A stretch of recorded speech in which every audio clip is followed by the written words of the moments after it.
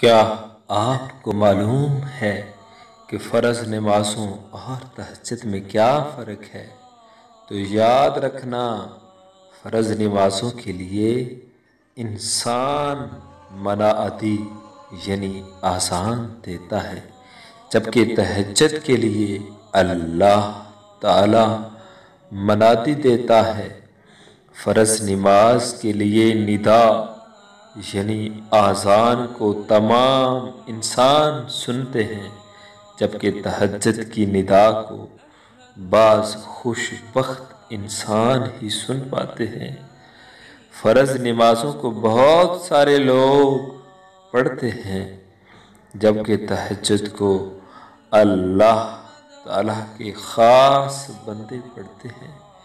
فرض نماز کی پکار ہے حی علی الصلاۃ یعنی نماز کی طرف آؤ، جبکہ تہجد کے لیے پکار ہے کوئی مجھ سے مانگنے والا میں اس کو عطا کروں۔